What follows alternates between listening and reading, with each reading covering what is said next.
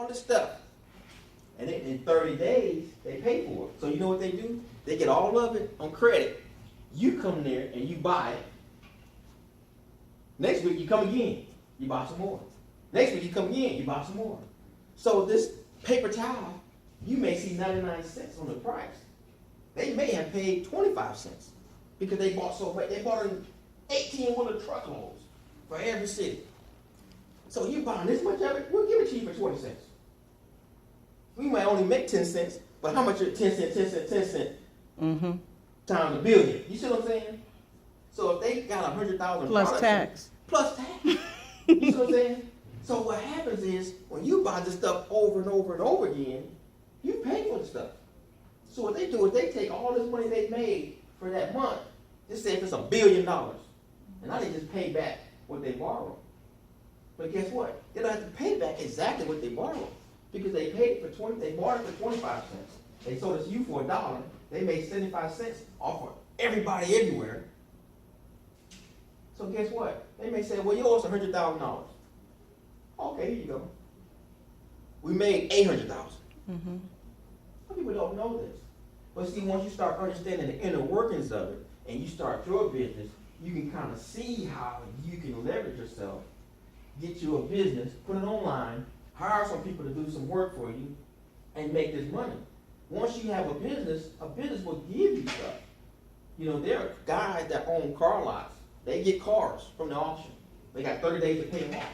And so what they do is they buy the car for $10,000. They sell it for $12,000. They give them their $10,000 back before the 30 days. And guess what? The customer paid the $10,000. They got the car from the auction on credit for $10,000. I sell it for $12,000.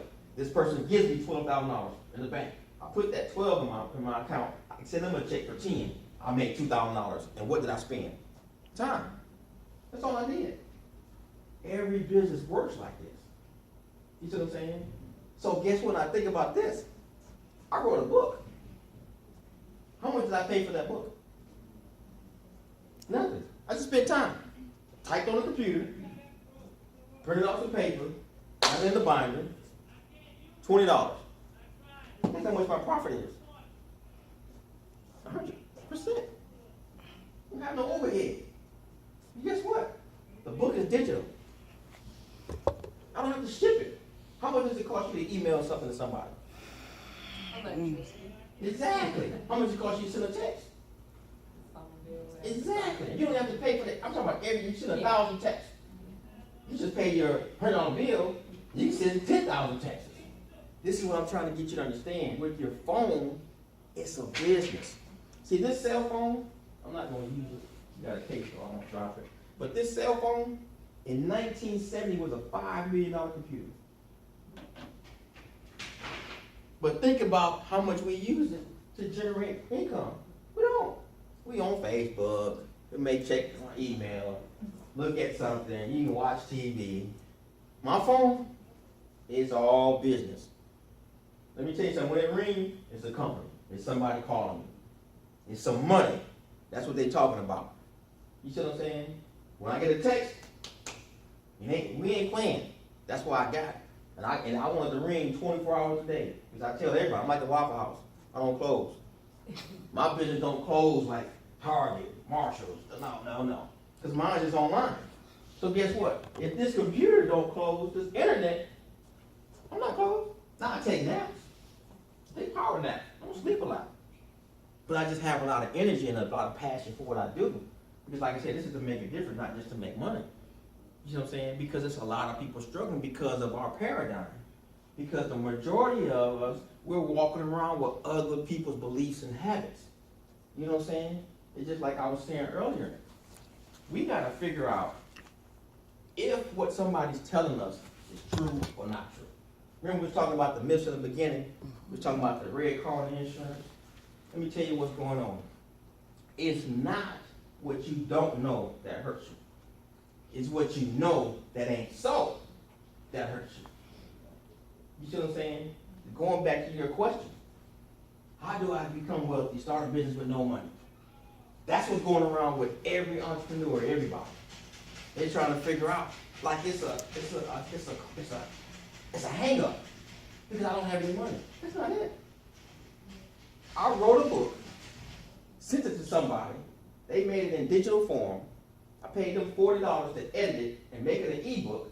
I emailed it to a guy, talked to him on the phone. He paid me $75. How much did I spend? They say it takes money to make money, right? It's wrong. And see, this is what I was talking about earlier about those myths I'm gonna bust, like the red car insurance. You see what I'm saying? That's wrong. People are walking around with erroneous information. It does not take money to make money. Money does not make money. Ideas make money. And so what I did was I created an idea. I was in sales. I wrote a book on I wanted to motivate and train people that's in sales to be better than they are, to create their self and their business like a magnet, to the point where people are calling you, you're not calling them. Erica, did I call you today? No. She called me and I'm here this morning. Today is what date? June the 28th. You called me this morning and said you wanted to have an event for me to speak on what day? July the 10th. Mm-hmm. This is what she said this morning. And it's around what? Because I said I'd be here about 9, about 8. It was a little bit before 8, yeah. 7:30. Mm-hmm. So 7:30 a.m. Yeah, because I was like, well, why am I even calling him? And so nobody's going to be answering. Exactly. I get that all the time, though. But this is the thing. 7:30 in the morning. If she would have called a barbershop, she would have got an answer machine. If you would have called these businesses, TJ Maxx, Burlington, 9, 10 o'clock, tomorrow open to what? 10 o'clock. You see what I'm saying? I told them, I don't want my business to be like that. Because if I'm closed, I'm not generating money. A business takes money to sustain itself. Yeah. You see what I'm saying? And so that's what I'm talking about. It does not take money to make money. And when I do my training, I have to give you this because most people are stuck thinking that it takes money to make money. So I have to come in and say, hey, I wrote a book. I'm not bragging about the book. The story of the book is to get you to think about what you can do that you don't spend any money, and then you can set up your website. Or you don't have to do this. This is where it gets really good. Facebook. Before I started my website or built it, I was making money on Facebook. And then people say, well, you got to have a website because the e-commerce, they put the credit card in. I use PayPal, even with my website. So I set up, and this is all things I researched to help people. How do I do this? I would sit at home on a computer, set up a PayPal account. I have a Facebook fan page. Somebody calls me. They want one of my books. I'm not into shipping because that's cutting into my cost. And so I said, I'll email you the ebook. You can download it and read it. I'm going to send you an invoice. And actually, this happened. I called my editor because I paid her to edit my book and make my book digital, where you can, look at it on your iPad, your laptop, or your phone. And I was trying to figure out how she sent me an invoice to pay her the $40, and I put my card in, and it went to her account on PayPal. And so I text her. I said, hey, can you tell me or call me or send me a video or something and show me how to set up create an invoice for my book? And what happened was I texted her about 10 o'clock, and I'm just impatient with something, and at 10:10, she hadn't responded. To me, that was like 2 days. That's just the way I operate. I need to get this thing done. I need some money, get bills coming in. And so what I did was I went in to PayPal, and I clicked create invoice, and I clicked this, and I clicked, and I figured it out.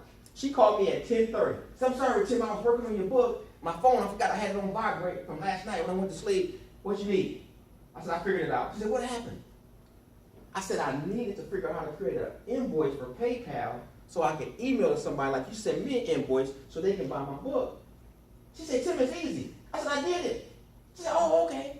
And it was easy. But in my mind, it was like building a computer. Mm-hmm.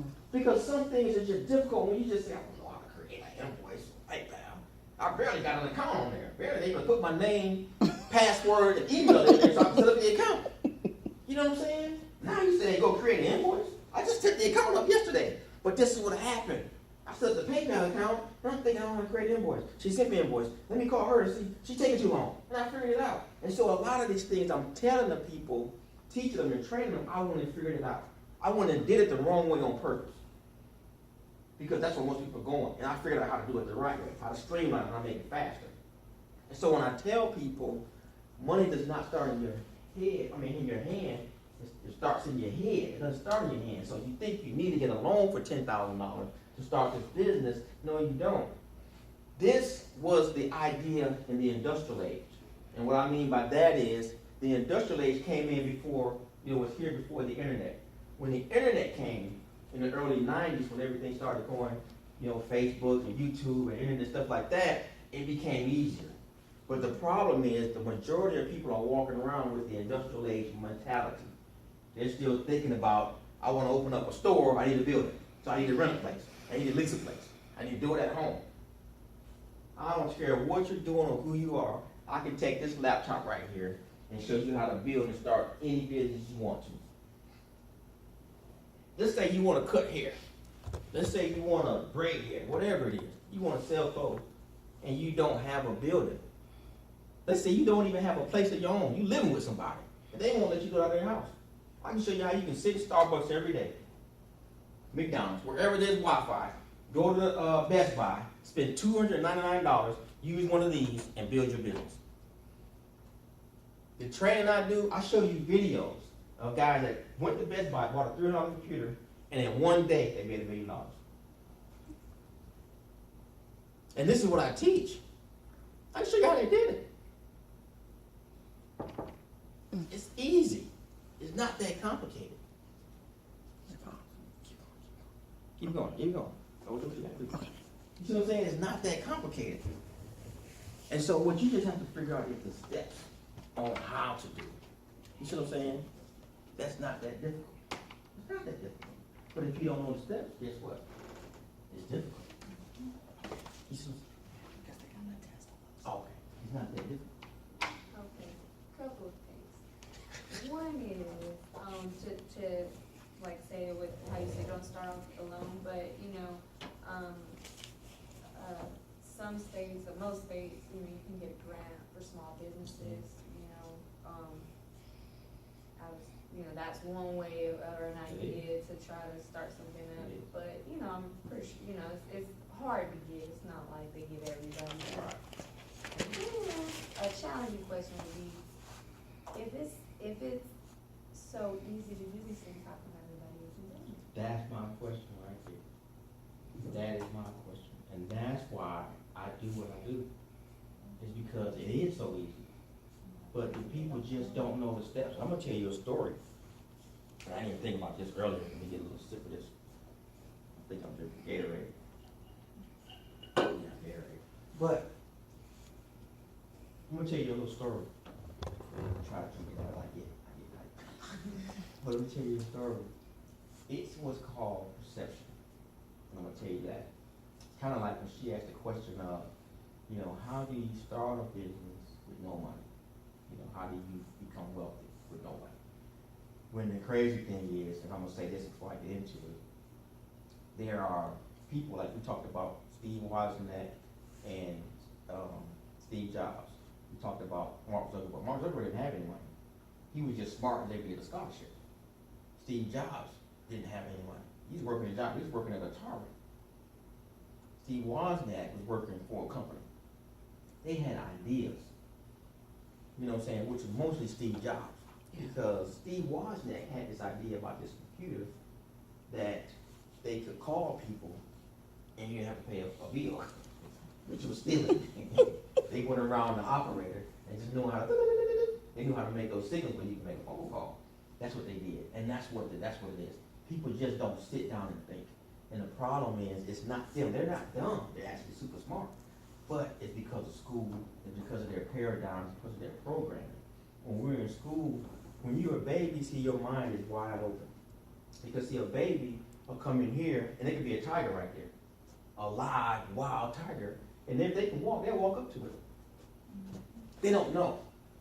They'll take a knife, a butter knife, and walk into this outlet and try to put it in the outlet where you plug in something. Their mind is wide open. And I tell people your mind is like a parachute, it only works when it's open. But what happens is when you get older, school starts to do this. Mm-hmm. It starts to suppress. Your parents do that too. If you're in the store and you're acting back, stop. Don't touch that. And then what it does is suppress it. So when you get older, you become this, you're quiet. See, if you bring a 2 or 3 year old here right now, the whole time I'm talking, they'll be like, hey, what's going on? But then, when we get older, we go to a place and we're like this. You don't want to be like that. And that's why I'm like I am. I have never been this type of person that I've always been like this. You know what I'm saying? I used to go on a job and be like this. And when I go in the office, I'm like this. You know what I'm saying? I had to figure out how do I do that in front of the person, the customer. You see what I'm saying? It's just like me, if you talk to my sister, I got 2 sisters. You talk to my sister and my mother. One of my sisters I grew up with. One of them lived in Maryland. I didn't grow up with her. My dad lived in Miami. I wasn't with him that much. My grandfather raised me. So if you talk to my sister and my mother, who I was with the majority of my life, they'll tell you I'm really sarcastic. I mean, super. To the point where I used to get whooped. Like if I bring a bad grade home on a test, boy, what? Get that belt. Taking these bad grades home, applying all this stuff with you. And I would get spankings. And so I would tell my mother, I'm like, hey, hold on a second. I don't need a spanking. I don't need a spanking. I need a tutor. Hello? I got spankings before. I'm not smarter. Hello? Is anybody listening?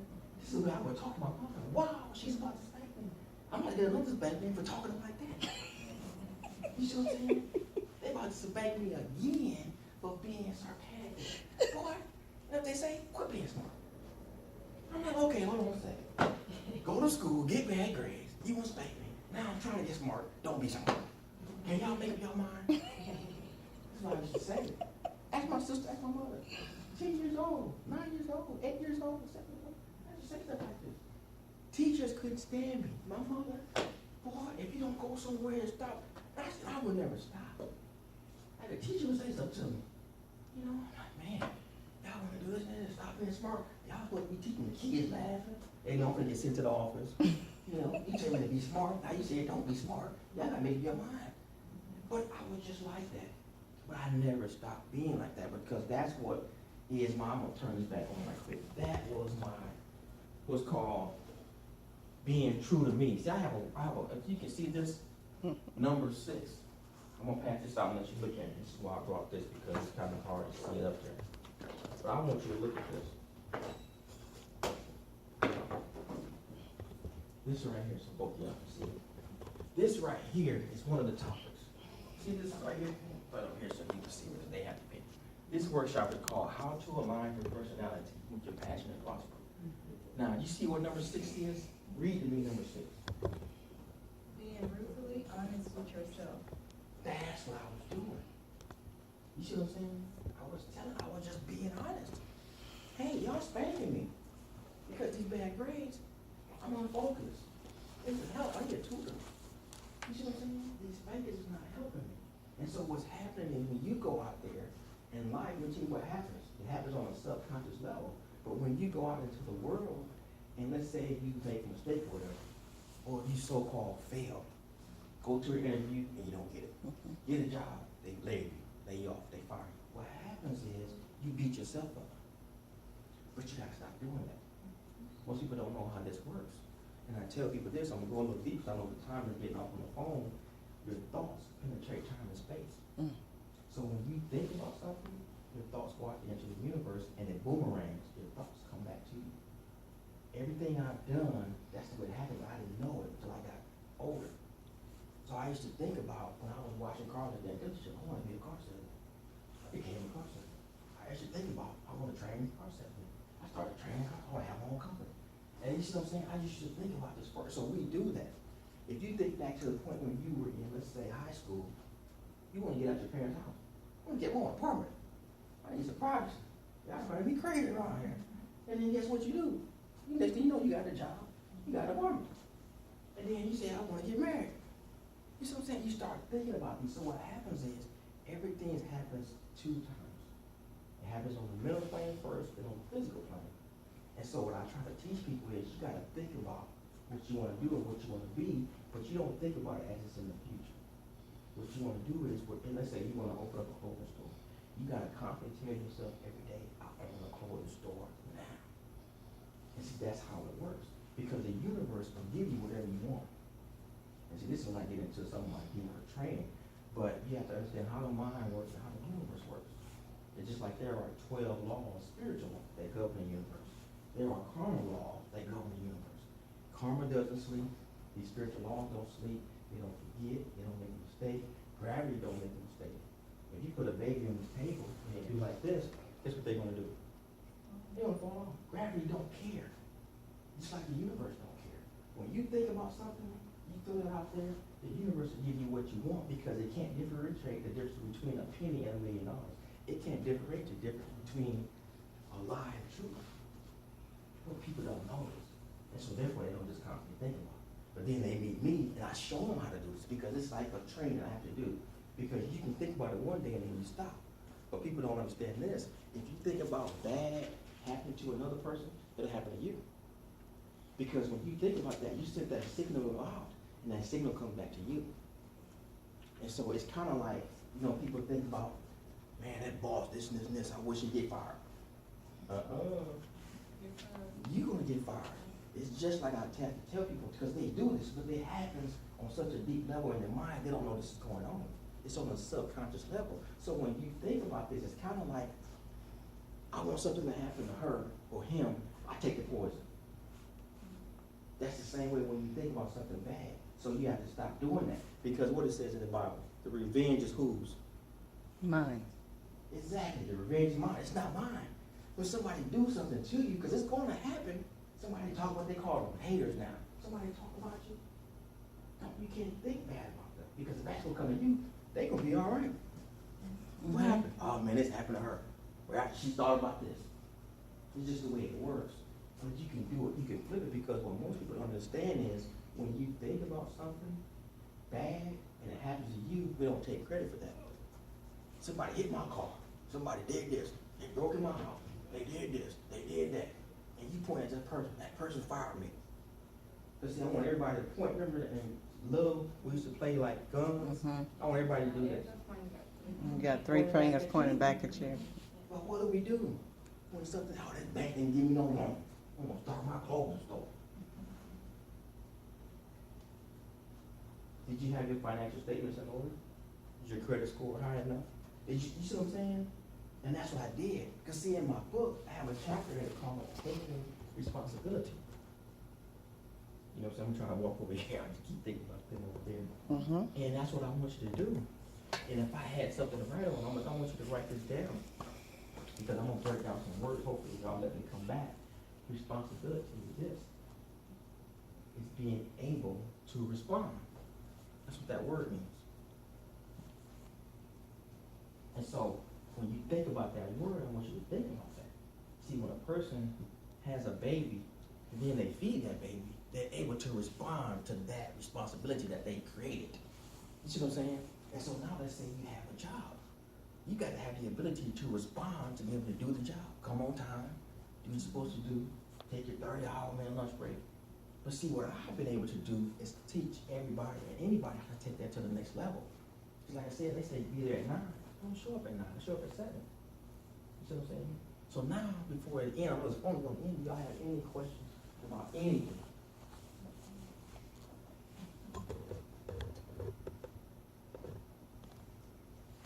But do you get kind of, I mean, I want to say that because I don't want to make it like I'm not explaining it fully. I want to make sure I explain it to where you understand it. You know what I'm saying? Because once you get this, it's some game changer, life changer. Well, I got this. Oh my God, let me tell you something else. I used to get upset like if I lost something. You know, you can lose a girlfriend. She broke up with me for whatever reason. She got mad at me. You know what I'm saying? They got me broke up with me. Let's say you lose a car, get repossessed. Let's say they kick you out of the apartment, lose your house, get fired from a job. You know what happened to me one time? Something like that happened. And I started smiling. And I actually literally thought I was losing it. Because something happened to me, I should be like, oh, man, what am I gonna do? Oh, you got to be kidding me. money, I don't get paid next week. Oh my God, I don't have anybody I can call. Something happened to me and I was like this. And it's the first time it happened. I was in Atlanta. And what I tell myself now is, when something like that happens, God is gonna show out. He for and every time, like if I get kicked out of an apartment, next thing you know I'm in a 3-bedroom house. This happens. But you gotta have 3 things, like I said earlier: faith, patience, and belief. That's it. Well, if you have those things, what are you worried about? You see what I'm saying? This is what I had to tell myself this, because I wanted to be able to coach and mentor and teach people. You know what I'm saying? How to get to that point in their life where I'm not living for money. You see what I'm saying? I'm not doing that. So I'm not putting everything about me. It's not caught up in this material thing. It's not caught up in this person. You know what I'm saying? But what you got going on now is tragic. You know, you got this thing going on with you guys and these girls. They're shooting them like crazy because here's the problem. Their mentality is, this is not a relationship. Me and this girl, this is ownership. So now you want to leave me, you can't be with nobody, man. They're dead, they're going to jail. This is happening. But my goal, I told myself, I gotta go to the schools, to the wherever, Channel 10, Channel 5, and talk about this. Because what's happening is here. It's like I go on to schools, high schools, and I tell them, they got a lot of the counselors and teachers telling the kids to pull their pants up. I tell them what you don't understand is that child is going through something you haven't been through. I've been there, so I understand it. They're not gangsters or thugs, but the neighborhood they're walking into when they go home, drug dealers, gangsters and thugs. So they gotta present themselves. My son tried to do this. He's 15 years old. Pull them pants up, but he don't live in no area like that. I said, he don't understand it, but I know what's going on. It's just like a fad. And everybody think it's the gangsters are doing it, and other ones, it's just a fad to them. The rappers are doing it. But they're not gangsters. They're going home to these big houses. They're not, but I came from the streets. But you're not in the streets now. You should be making a better impression on these people you rapping to, but that's another subject. But with these kids, what these teachers and counselors don't understand is they are presenting themselves like that because they look like they got books in their nerve. They get beat up. Because that used to happen when I grew up. So they gotta look tough to walk past these tough guys. Y'all mess with me. You know what I'm saying? And so I have to tell them, if you wanna change that, what I'm saying in their pants, you gotta get up here. You gotta change the self-image of them in their head. And so what I have to do is I have to talk to them and say, hey, you're a businessman. You just don't know it. But you wanna pretend like you're this drug dealer, this whatever, looking like that, but that's not who you are. You going to school. Now, if you had dropped out of school, that's different. But you're in school, getting education. These drug dealers and these thugs have dropped out of school. I said, so you are a businessman. What business would you like? And then, of course, they want to be a rapper and all this stuff. Nothing wrong with that. But don't just focus on that. Being a rapper, you're going to get one check. You want to focus on being the engineer, the songwriter. Could you get a check from that? You get a check from that. Get in the movies. You get a check from that. Now you get a check from rapping. Now you get a check. So do you want to just make $100,000? You want to make $10 million? I want to make $10 million. But this and what you, and I have to get them. And I tell the teachers, you got to go to the kids where they're at to be able to reach them. But when you're saying sagging your pants, you're the opposite. But the teachers don't know that because they're not there. That's it. They can't tell them something that they don't know and understand themselves. That's it. That's why I show up. And I tell them you can't do that. Because I grew up, I had friends that sold drugs, and I thought they were selling drugs for money. And you know what I found out? These guys are making money so they can help their mother with rent, the Section 8, so they can get food when the food stamps run out, so they can have the money to wash their clothes, because they used to have these grocery baskets, put all the clothes in this big laundry bag and push them to the laundromat. You gotta have money for that. And that's why they were selling drugs. I didn't know that. I'm telling you, because people say that, you know, you just don't know. These guys were just trying to live. They dropped out of school, couldn't read, went to jail, got a record. So now you won't hire me because I'm a felony. I don't know how to fill out an application. And so now I just want to eat. Stop crying. They're gonna kick my mama out. guy on the street got some drugs. I ain't gotta go nowhere. I can give him $100 and make $200. If I go to McDonald's, I gotta work all week to get $100. I can make $200 in a day. Or I go to Walmart, I don't have a car, it's raining. And so they the teacher understand this is the mentality that they're dealing with. And so I have to come in and say, okay, but if you sell the drugs and you make $200 and you get caught, who's gonna take care of mama? See what I'm saying? I gotta come in there like that because I've been there. A lot of people don't know I've been there on the streets. That's the reason I'm here. And I wanted to piggyback on that. A lot of, you know, the people that have gotten in trouble in the past, I see now, like, you know, just because they have a record, like, they're doing other things, like the CD shops that you do see, like, you know, them set up at washing cars on the corner, they got their power washer out there, so they are, even though, you know, like, they're finding ways to not get in trouble, you know, even though they've done that, and as well as making money, so. Yeah, but I try to get them away from that because you're gonna, if you got, you know, a child or you pay child support, okay, why do you need that much money? Just get rid of that. Come to me and let me show you how to build that car wash up. How to build this store when you open up another store. You see what I'm saying? Because they think, well, I got this one car wash. That's a front. I can make my credit money over here. But you're taking all these penitentiary chances. Now you leave, you lose your store, all the cars you bought, this and this and this. Now your son's growing up, you're not there. And so this is where I have to reach them at. And so this was one of the reasons why I started, like I have a boys' business mentoring program, where I talk to kids, like I was talking to Lydia about going into the jail system, you know, talking to them, telling the, what you call it, inmates. When you get out, you don't have to go back to the same thing. Most of what they're doing, you know what I'm saying? And do you know what that is? A lot of people don't even know what that is. That's recidivism. Yes. A lot of people don't even never heard of some of these words, but I say them not to be, you know what I'm saying, like I know all these words, but I have to go in and tell them, hey man, just open up your vocabulary. Because I had to do this. But recidivism is repeating the same thing and getting the results you don't want. And so they go into jail, they get out, go back to selling drugs or whatever they do, breaking in houses, they go back to jail. You know what I'm saying? And so I told Lydia, like, I want to go down to the jail system because nobody's doing this. And give you like a way out. Because they want it. They don't want to go back to jail. You know what I'm saying? They got accustomed to it because they've been going strict on you, so that's what it's just like, I gotta do it. That is exactly what happened in, if you've seen the movie Catch Me If You I Can, watch it almost every day.